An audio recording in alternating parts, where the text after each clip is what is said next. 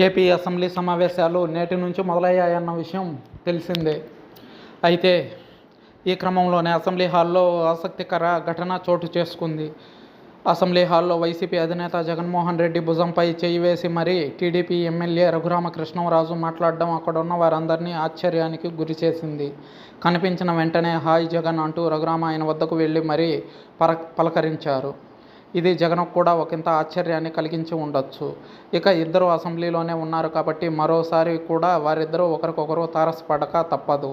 తర్వాత కలిసినప్పుడు రోజూ అసెంబ్లీకి రా జగన్ అని రఘురామ కోరారంట. రెగ్యులర్గా వస్తాను, మీరే చూస్తారుగా అని జగన్ వినమ్రంగా చెప్పారట. ప్రతిపక్షం లేకపోతే ఎలా అని రఘురామ పేర్కొన్నారట.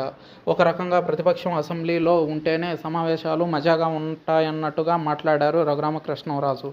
స్వతహాగా వెటకారంతో మాట్లాడే రఘురామకృష్ణంరాజు వెటకారంగా జగన్ భుజంపై చేయి వేసి మాట్లాడడం అందరినీ ఆశ్చర్యానికి గురి చేసింది. జగన్మోహన్ రెడ్డి మాజీ ముఖ్యమంత్రి, ఒక పార్టీ అధినేత అయినప్పటికీ ఆయనకి ఇవ్వాల్సిన ప్రోటోకాల్ ప్రకారం ఆయనకి ఇవ్వాల్సిన గౌరవం ఏమాత్రం ఇవ్వలేదని వైఎస్ఆర్సీపీ శ్రేణులు మండిపడుతున్నాయి. జగన్ చేతిలో చేయి వేసి మరీ రఘురామ మాట్లాడడం ఆసక్తిని రేకెత్తించింది.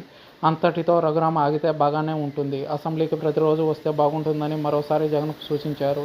పైగా అటుగా వెళ్తున్న ఆర్థిక మంత్రి పయ్యావుల కేశవ్ను తనకు జగన్ పక్కనే సీటు కేటాయించాలని రఘురామ కోరారు.